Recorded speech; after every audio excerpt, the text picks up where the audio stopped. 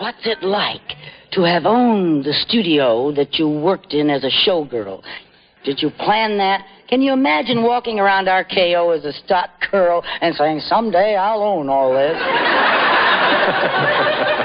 So ridiculous. And I get like that when they ask me. Then I cool it and I say, now really, could anyone really, at the beginning of their career, walk down and say, someday I'll own all this, and think that it would be worthwhile? And yet there was this drive to get back to New York and get into show business. I always business. wanted to get into show business. I never even got close to it. Not even close to it. I never appeared in anything, except back in Jamestown. How do you explain that? Because that implies... I didn't have that any. I didn't know where to go to get in. I didn't have any connections. I didn't know anyone in show business. I didn't even know how to look it up in the paper, I guess. I don't know. Finally, I got so hungry, I decided to become a model so I could eat. And I became a good model. But models aren't supposed to eat. That's true. Never did do that, right? But I was so thin and so tall, it didn't matter. I didn't eat too much. World is certain. I found out how to go to Nedick's and slip into a stool, grab the nickel tip and grab the half a donut someone left, and put the nickel down again and say, may I have a cup of coffee? That and how to confiscate leftover food when you were taken out to dinner at night. Lux presents Hollywood.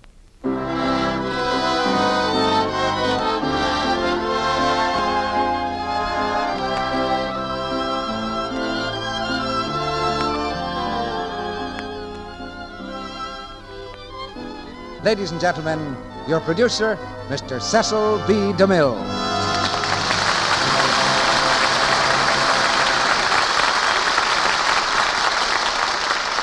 Greetings from Hollywood, ladies and gentlemen. Every trade develops its own slang terms, along with its technical terms.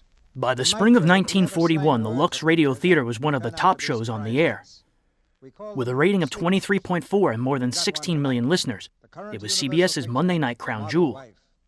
Monday's second highest rated show had a rating of nearly 10 points less. Cecil B. DeMille was introduced at the beginning of every episode as producer, but the real man behind the program was the J. Walter Thompson Agency's Danny Danker. DeMille was actually a well-paid frontman. His duties were reading the scripted introductions to each act and the commercial-laden interviews with the stars at the end of each show. Vincent Price remembered starring on Lux. It was really extraordinary. Cecil B. DeMille was the host, and William Keighley and different people, very distinguished directors. And the fact that all of the money went to the Actors Fund was very impressive. Besides, I suppose it had one of the biggest listening audiences of all time. And these dramas were rehearsed like plays. You rehearsed a full week. I think they'll all agree on one point, though. Each show was a 5-day commitment, beginning with a Thursday table read. Rehearsals were Friday, run-throughs with sound effects on Saturday, and Sunday had readings with sound and orchestra. The first dress rehearsal on Monday morning was recorded for the director's final critique. A last dress rehearsal was held with an audience at 4:30, and the broadcast aired live at 6 p.m. Pacific Time. A candid camera story that she cannot ignore. The June 2nd, 1941 episode was called They Drive by Night. It starred George Raft with Lana Turner and Lucille Ball. Both ladies were making their first Lux appearance. Ball had been married 6 months earlier to Desi Arnaz. She'd soon become a CBS regular and a favorite of Chairman William Paley. Lucy was beautiful and she was lovable. She was a great entertainer and a great personality. She was simply in a class by herself. You said she was in a class by herself. Yeah, she was. U.S. Highway 99, a concrete ribbon of commerce winding its way over the hills from San Francisco to Los Angeles. In the dark hours of the morning, a steady stream of trucks roars along this road. Huge six-wheel monsters, their headlights burning into the blackness, their mighty tires pounding the concrete, hour after hour, mile after mile. At intervals in the night, bright neon lights mark the resting places, cafes for the weary drivers and service stations for the trucks. In one of these stations, a truck has just been tanked up. The driver stands quietly by, watching the attendant check the tires. Hey, Paul, what are you doing here? Oh, I got blisters waiting. I grabbed a hitch into Lansdale and promoted a second-hand wheel. Well, how'd you make out with Williams? I'm still waiting for the dough. What'll it be, mister? Coffee. Why do we stay in this racket, Joe? We'll never make enough out of it to buy ourselves decent coffins. Oh, stop crabbing. I got enough worry. Sweep that coffee down. We got to get rolling. Anything else? No, I don't want... Oh, hello. Hello. Anything else? Say, you're pretty. Yeah? How about a nice piece of pie? Don't get me wrong, sister. All you make me think of is how much I'd like to be with my wife. Well, I never heard that one before. Yeah, my brother's married, but not me. I ain't even engaged. That ain't hard to understand. How's about that coffee? Coming up. Cute, huh? Come on, let's beat it. Hiya, Joe. Oh, hello, Dawson. Wish we had time to chew the fat with you, but we got to roll. We just had a little trouble. Yeah, Williams told me. Williams? Yeah, he sent me up here to pick up your load. What? Why, that dirty muzzler. After carrying the load all this way, we won't get a dime out of it. What if we don't give it to you? Shut up, Paul. You're a nice guy, Dawson. Why do you pull stuff like this? It ain't my fault, Joe. I got a wife and a kid. I got to do what Williams says or don't get any hauls. Now, don't be sore at me, fellas. I'd like to bust that chiseler in the nose. Button up, Paul. That don't get you nothing. Come on, our rig's about 2 miles down. Where do we go from there, Joe? I think maybe we better run back to Frisco. Yeah, I think maybe I'll slap Williams in the teeth.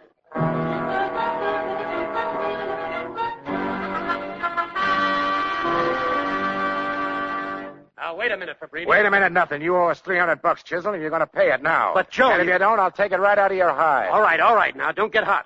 I'll pay you. Oh, that's better. But you fellas are going to regret this. Here's your money. But I don't mind telling you you've had your last load out of this office. Then in that case, we ain't got anything to lose, have we? Watch the birdie, Williams. Oh.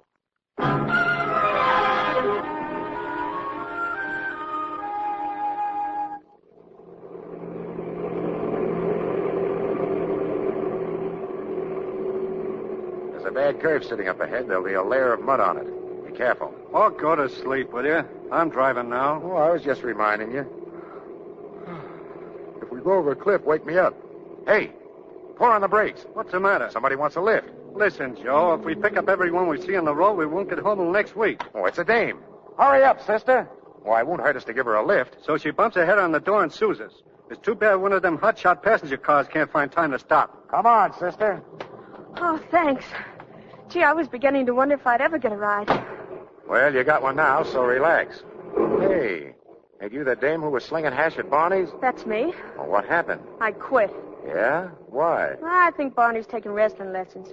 I thought I ought to beat it before it gets to the half Nelson. I get it. How far you going? How far are you going? L.A.? Well, that's good enough for me. I'd just as soon be out of a job one place as another. Well, that's the way to feel. Well, what's your name? Cassie Hartley. Know anyone in L.A.? Nope. What are you going to do? Oh, find a room, look for work. Oh, jobs ain't growing on bushes anymore. How much money you got? Oh, enough to get by. When do we make L.A.? Early tomorrow morning. You been on the road long? 10 days. 10 days? Gee, I guess you gotta have your brains knocked out to be a truck driver. You don't have to, but it helps. Hey, what are you flashing your headlights for? Truck up ahead of us. That means we want to pass. If it's clear ahead, he'll wink his lights back. Well, I don't see him winking. Oh, that's funny. It looks clear to me. Try him again, Paul. Yeah. Say, ain't that Harry McNamara's rig? Yeah, looks like it. When I met him in Barney's, he was bleary-eyed. He's all over the road now. Look at him. Pull up alongside of him, Paul. That guy's asleep at the wheel. Well, blow your horn. Oh, not unless we have to. He might come to and take his rig right off the road. Watch out he don't dive into us, Paul. He's going off the road. Harry! Look out! Harry! Harry! Pull up, Paul. They turned over. Get the fire extinguisher quick. They're cooking in there.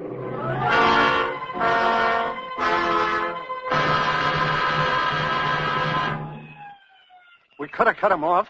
If I'd have been fast, it wouldn't have happened. Oh, now take it easy, Paul. Take it easy. Why should I take it easy? That's where we're going to end up someday if we keep on. Well, I ain't keeping on. I don't have to kill myself. They got jobs in this country where a man don't have to die. I got a nice white bed, too. And I'm going to get in it before it's too late. Go on back to the truck, Paul. I'll take care of everything here.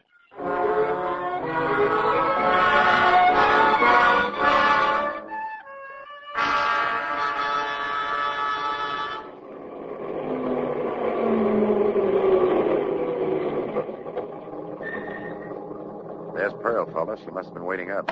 Yeah. Hello, Paul. You're late, darling. I'm here anyway. That's something, ain't it? Paul, what's the matter? Hiya, Pearl. Oh, hello, Joe. Come on, get out of there. I'll put on some coffee and... Oh. Well, Pearl, this is Cassie Hartley. This is Pearl, my sister-in-law. Hello. Pleased to know you. Come on, Joe. It's cold out here. Oh, can't stop this trip, Pearl. I'll just about make the market now. Catch you on the way back. What's the matter with Paul? Oh, he's just a little nervous. He'll be okay after a night's sleep. Tell him I'll pick him up sometime tomorrow. I'll phone him when I'm leaving L.A. All right. Be careful.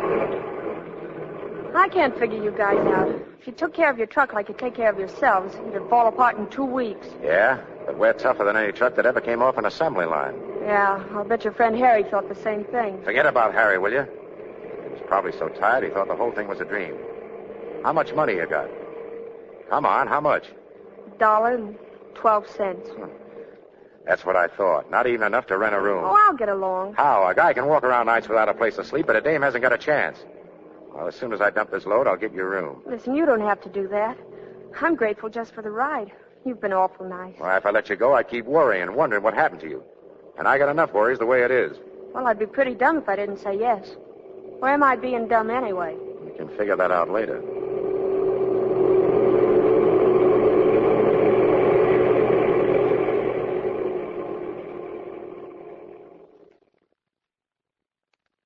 The only room I got.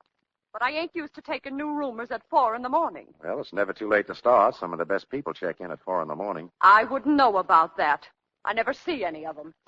Well, anyway, you got a bed for a week. Yeah, that'll give me enough time to find something to do.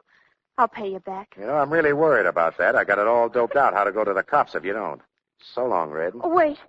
You've been swell to me. Oh, cut it. Well, I guess it's all right. If you want to kiss me goodbye. Sure, why not? Say. Goodbye. Don't fall asleep on the road. I won't, not after a pep-up like that. And don't practice that on anyone else. Save it for me. I will. But hurry back. You bet I will. What put her in the class by herself? Well, first, she knew her to do comedy better than any woman I've ever known. She's really amazing that way. And she's damn attractive, more attractive than most women by far. And bright, good company.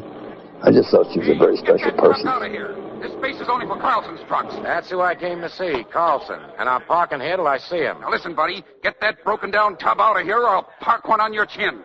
Oh, I ain't so sure of that. Well, maybe this will show you. Hey. Let's see what this is all about.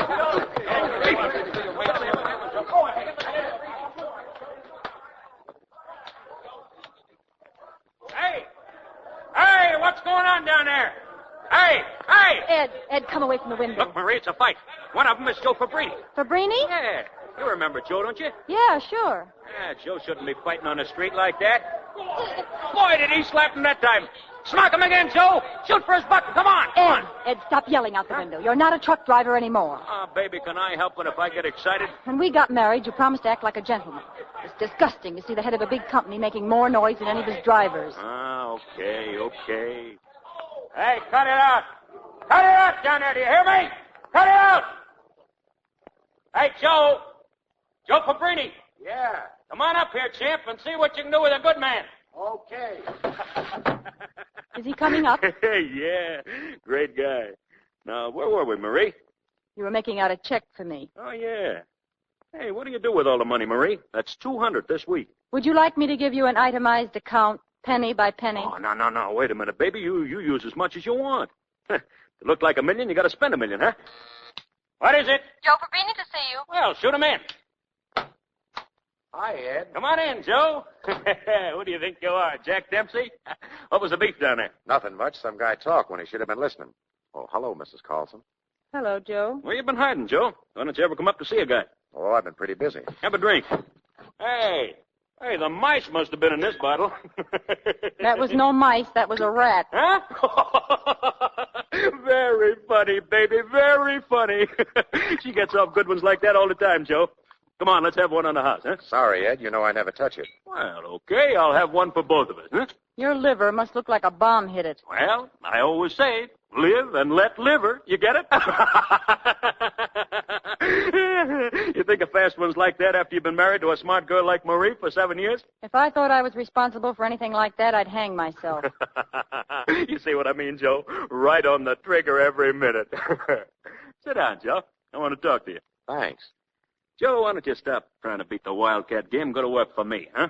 You beat it, didn't you? Yeah, But I had an old uncle who was nice enough to kick off and leave me 20 grand. Look, Joe, I'm just getting in 5 new diesels. I'd like to have you and Paul on one of them.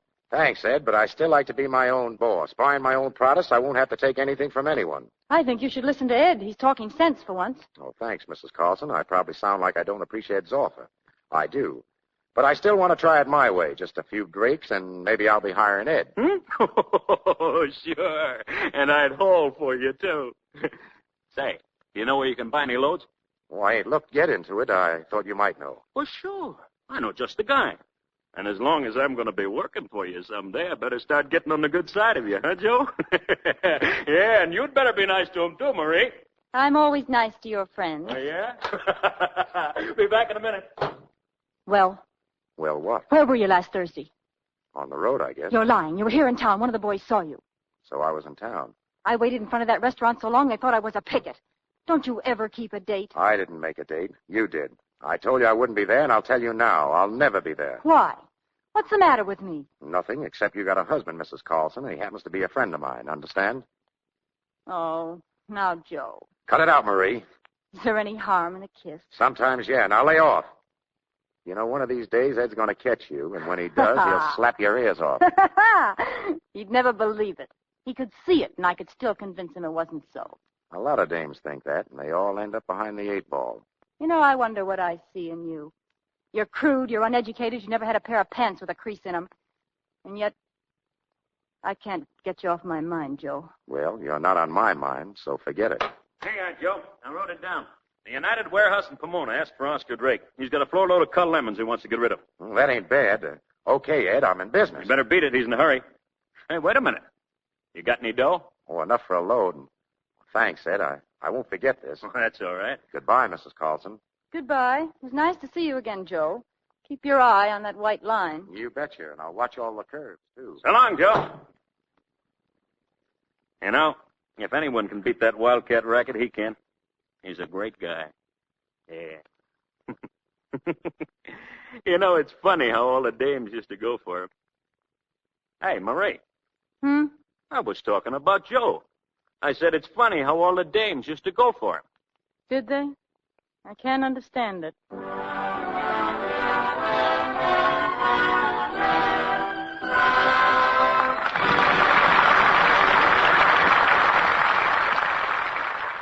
Tonight, we've asked Libby Collins, our Hollywood reporter, to give you a few flashes from the Hollywood fashion front. They've hit on me for a couple of things, but not about my comedy. But like men, when you're... Oh, you mean that kind of hitting on? Well, I've been married most of my life, and that stopped a little of it, I'm sure. I was married to Desi for 19 years. I've been married to Gary for 23 this last week. Oh, that's good.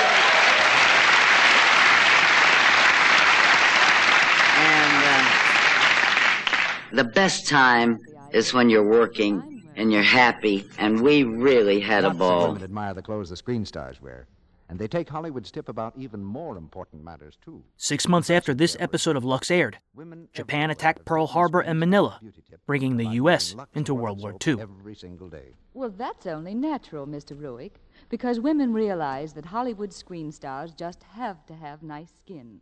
And they know that if Lux toilet soap works for the stars, it'll work...